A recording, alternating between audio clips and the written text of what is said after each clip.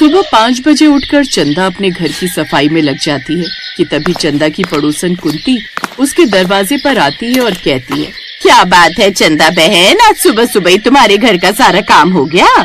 बड़ी फुर्ती में दिख रही हो। और नहीं तो क्या, अरे ना सिर्फ घर का काम बल्कि मैंने अपने बेटे बहू के लिए खाना भी बना दिया है। आज मेरा मन बहुत खुश है। बेटा बहू?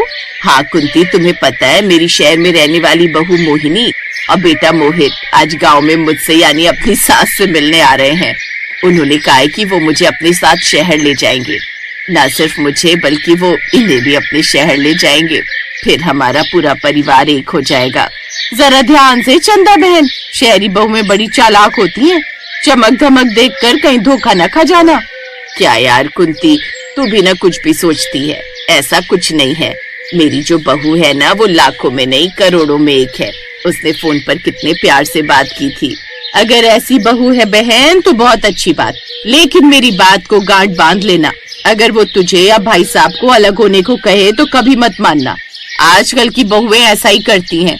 जब उन्हें जरूरत होती है तो अपनी सास को शहर ले जाती हैं और वहाँ उन्हें नौकरानी बनाकर रखती हैं। खैर, अगर तेरी बहू अच्छी है तो बहुत अच्छी बात है। अच्छा बहन, मैं चलती हूँ, मुझे जंगल से लकड़ियाँ लानी है। इतना बोलकर कुंती वहाँ से चली जाती। लेकिन कुंती की बातें चंदा के दिमाग में घर कर जाती हैं कि तभी घर के बाहर एक काली कार आकर रुकती है। कार से बहू मोहिनी और बेटा मोहित बाहर आते हैं। मोहिनी प्रेग्नेंट होती है, इसलिए वो झुककर पैर नहीं छूती। ओह गॉड, यहाँ कितनी धूल और गर्मी है। मम्मी जी, आपका गांव अभी भी वैसा ही पिछड़ा हुआ है। ओहो, मेरी तो गाड़ी से उतरती तबीयत खराब होने लगी है। अरे बहू आ बैठ, इस कुर्सी पर बैठ जा। ये गांव की ताजी हवा है, इससे कोई बीमार नहीं होता। मोहित बेटा, तू कैसा है? शहर में खाना पीना ठीक से तो खाता है ना? हाँ माँ, सब ठीक है, बस काम का थोड़ा प्रेशर रहता है। मोहिनी को डॉक्टर ने आराम करने को कहा है, इसीलिए सोचा कुछ दिन आपके पास गांव में रहकर आए और फिर आपको अपने साथ शहर ले चले। देखो बहू बेटों को यहाँ आए हुए देरी हो गई है, लेकिन तुम सिर्फ यहाँ पर बातें बना रही हो। जाओ जाकर बहू के लिए कुछ लेकर आओ। जी आपने बिल्कुल सही कहा, मैं अभी लाती हूँ। इतना बोलकर चंदा अब किचन में जाती है और बहू के लिए जूस और नाश्ता लाती है। मम्मी जी, ये क्या है? क्या ये घर का निकला हुआ जूस है? इसमें तो मक्खियां भिन भिन आ रही होंगी।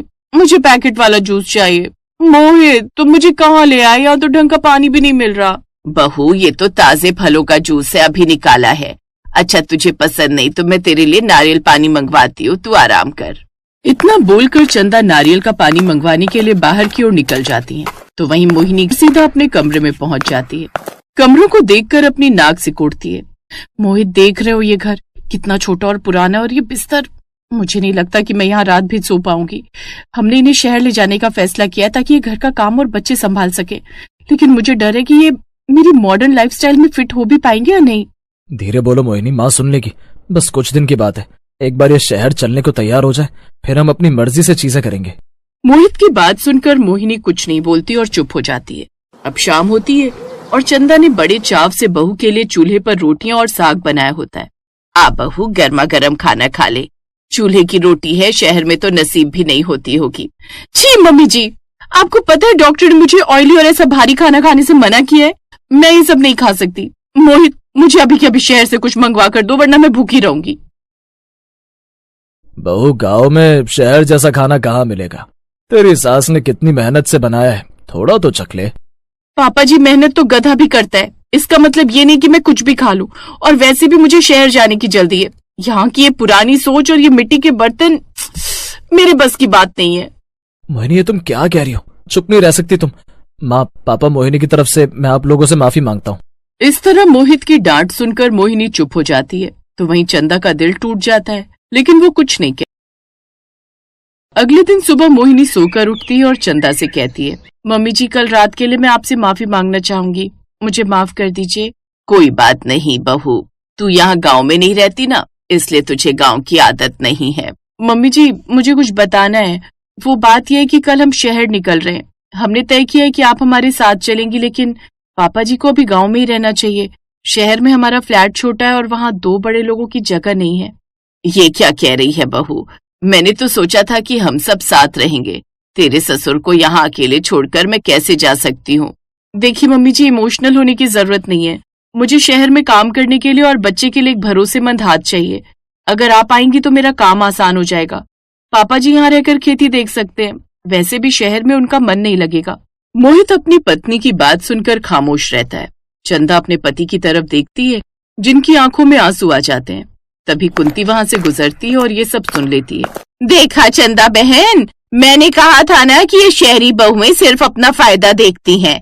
ये तुझे शहर माँ बनाकर नहीं बल्कि एक मुफ्त की नौकरानी बनाकर ले जाना चाहती है, जो इसके बच्चे के गंदे कपड़े धोए और इसके नखरे सहे। ए औरत, तू कौन होती है हमारे बीच में बोलने वाली? मम्मी जी, अगर आपको चलना है तो आज ही आज हाँ बोलिए, वरना हम अकेले जा रहे हैं। और याद रखिए, अगर आप नहीं आई तो मैं आपको कभी आपका पोता नहीं देखने दूंगी। और तो और हम कल की जगह आज के आज निकलेंगे इस घर से। बस बहू, बहुत बोल लिया तूने। मैं अब तक चुप थी क्योंकि तू प्रेग्नेंट है और मेरे बेटे की पसंद है, लेकिन तू तो मेरे सुहाग को ही मुझसे अलग करना चाहती है। जिस पति ने मेरा उम्र भर साथ दिया, उसे मैं अकेला छोड़कर तेरे साथ चली जाऊं शहर, वो भी तेरी गुलामी करने के लिए। माँ, आप कैसी बातें कर रही हो? आप हमारी गुलामी थोड़ी ना करोगी, आप हमारी माँ हो, वहाँ आप आराम से रहोगी। माँ, मोहिनी की बात मान लो ना। शहर में वैसे भी पापा क्या करेंगे, वहाँ पार्क में बैठने के अलावा कोई काम नहीं है। बेटा मोहित, मुझे काम की चिंता नहीं है, मुझे तो इस बात का दुख है कि तू अपनी पत्नी की गलत बातों में इतना दब गया है कि तुझे अपने बूढ़े माँ बाप का अकेलापन नहीं दिख रहा। चंदा, तू जा इसके साथ, मैं यहाँ रह लूंगा। नहीं मोहन जी, मैं कहीं नहीं जा रही। बहू, तू जिस शहर की अकड़ दिखा रही है ना, वो शहर तेरे पास ही रख। मुझे मेरे गांव की सूखी रोटी मंजूर है, पर तेरे घर की वो गुलामी नहीं जहाँ रिश्तों की कोई कदर नहीं है। ठीक है, तो फिर सड़ते रहिए इसी गांव में। मोहित, चलो यहाँ से, मुझे एक पल भी यहाँ नहीं रुकना। मोहिनी गुस्से में पैर पटकते हुए गाड़ी की तरफ जाती है। मोहित बेबस होकर अपने माँ बाप को देखता है, लेकिन मोहिनी के डर से कुछ नहीं बोल पाता और चुपचाप गाड़ी में बैठ जाता है और वो शहर की तरफ निकल जाती है। चंदा, तूने बहुत बड़ा मौका छोड़ दिया। शहर जाती तो पोते पोती का सुख मिलता। पोते का सुख तो तब मिलता ना जब मेरी बहू के दिल में मेरे लिए प्यार होता।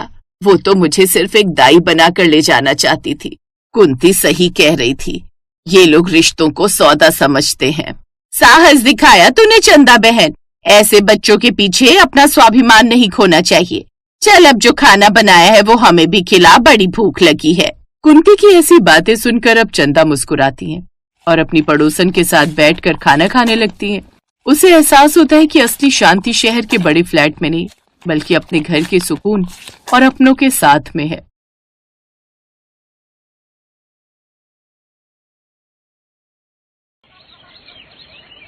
पापा, मैं शिखर से प्यार करती हूँ और उसी से शादी करूंगी।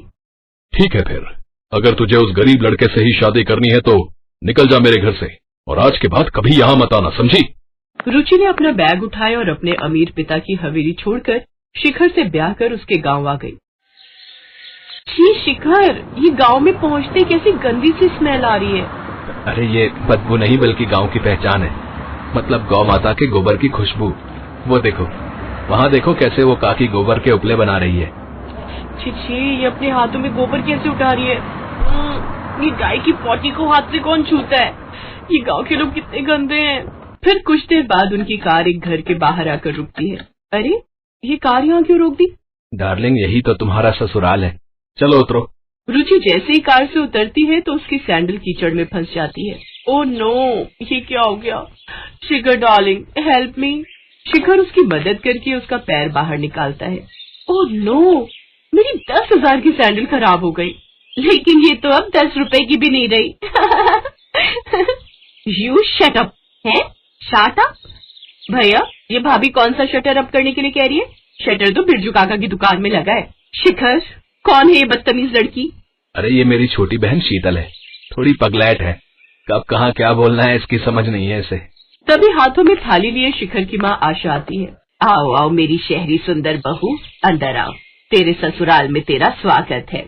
कुछ ही देर में सारे गांव में ये बात पता चल जाती है कि शिखर कोई शहरी बहू लाया है। अगले दिन गांव की कुछ औरतें उसकी मुंह दिखाई के लिए आती हैं।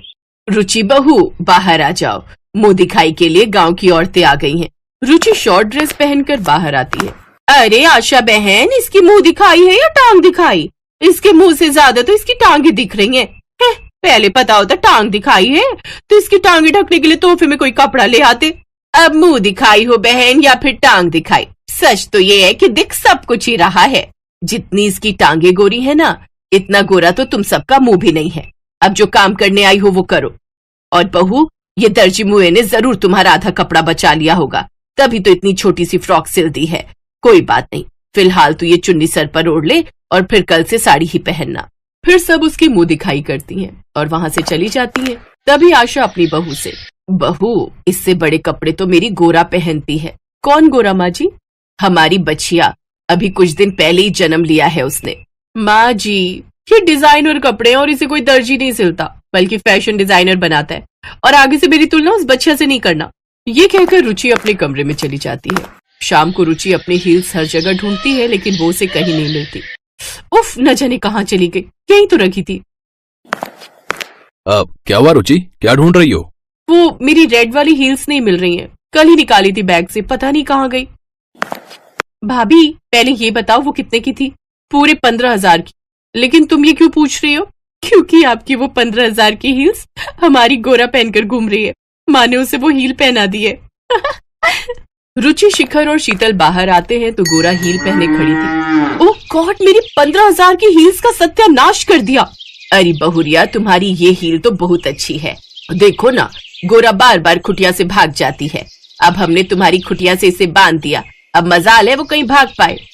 ओह, मैं परेशान हो गई हूँ इन देहातियों से। ए बहुरिया, जुबान संभाल कर हमको देहाती बोली, अंग्रेजी चिड़िया, अंग्रेज की बेटी। अगले दिन, अरे शीतल, ये सब औरतें सुबह सुबह लोटा लेकर कहाँ जा रही हैं? झाड़े हैं? झाड़े मतलब भगन करने। अब आप भी जल्दी चलो, नहीं तो पूरी तरह सवेरा हो गया तो फिर जा नहीं पाओगी। ओ गॉड, उसे फ्रेश होना कहते हैं, और मैं बाहर यूं खुले में नहीं जाऊंगी। मेरे लिए बाथरूम बनवाओ। अरे ओ सहरी तितली, तुझे इतना पता नहीं क्या कि आंगन में तुलसी की जगह होती है, शौचालय बनाने की नहीं। अब एक बार फिर से रुचि की बहस अपनी सास से होती है। इस तरह घर में दोनों की सोच को लेकर झगड़ा बढ़ता ही जाता है। फिर रात को रुचि शिखर से, शिखर, मैं अब और इस गांव में नहीं रह सकती। 2 कमरों की इस झोपड़ी वाले ससुराल में। कहाँ पहले मैं मायके में महारानी बनकर रहती थी, लेकिन यहाँ तो मेरी हालत नौकरानी जैसी हो गई है। ऊपर से यहाँ के लोग कितने गंदे से रहते हैं। हाथ से गोबर उठाना, गोबर से घर लीपना, उपले बनाना, छीछी, और ना जाने क्या क्या। देखो रुचि, मैंने तुम्हें पहले ही सब कुछ बता दिया था कि मेरा घर गांव में है, लेकिन तुम्ही ने कहा कि तुम सब एडजस्ट कर लोगी। और जैसे कपड़े तुम यहाँ पहनती हो ना रुचि, वो सब शोभा नहीं देता, समझी? अब तुम गांव में रहती हो तो यहाँ के तौर तरीकों से ही रहना होगा। ये बात सुनकर रुचि रोने लगती है। तुम्हारे लिए मैंने अपना इतना बड़ा घर छोड़ा, अपने लोगों को छोड़ा, और तुम मुझे ही एडजस्ट करने को कह रहे हो। अरे मेरी माँ, मैं भी तो तुम्हारे लिए ही ये सब कह रहा हूँ। क्या मतलब? मतलब ये कि मेरे परदादा की एक बहुत बड़ी और पुरानी हवेली है, जो कि माँ ने रेंट पर दे रखी है, और वहां से हर महीने किराया आता है। क्या हवेली? तो फिर हम वहाँ क्यों नहीं रह सकते हैं? रह सकते हैं, लेकिन उसके लिए हमें माँ को खुश करना होगा, और इसका एक ही तरीका है। जरा अपने कान इधर लाओ। शिखर रुचि के कानों में कुछ कहता है। फिर रुचि पहले तो उसकी बात मानने के लिए मना कर देती है, लेकिन बाद में मान जाती है। अगले दिन से रुचि वेस्टर्न कपड़े छोड़ साड़ी पहन लेती है और अपनी सास के पांव छूती है। ये देख आशा बहुत खुश होती है। वाह वाह वाह, कितनी प्यारी लग रही है। बिल्कुल ठीक कहते हैं लोग, भारतीय नारी की असली खूबसूरती तो साड़ी में ही झलकती है। थैंक यू माँ जी। हवेली के लालच में अब रुचि अपनी सास की खूब सेवा करती है। वो उनको खुश करने के लिए चूल्हे पर खाना बनाती है, गाय का दूध निकालना सीखती है और झाड़ा करने खेतों में लोटा लेकर जाती। तो वहीं अपनी बहू की सेवा से खुश होकर आशा भी बदलने की सोचती है। जब ये बहू इतने अमीर घर की होकर हमारे लिए इतना कुछ कर सकती है, तो फिर हम क्यों नहीं इसके लिए अपना रहन सहन बदल सकते हैं। अब आशा देवी अपनी उस हवेली को खाली करवाती है और उसमें सुख सुविधा की हर चीज लाकर रख देती है। उसमें मॉड्यूलर किचन बनवा देती है, साथ ही शौचालय भी, जिससे उसकी बहू को कोई परेशानी ना हो। ये देख रुचि भी बहुत खुश होती है। कुछ समय बाद वो गांव में एक डेयरी फर्म का बिजनेस खोल लेते हैं और उनका ये बिजनेस खूब चलने लगता है।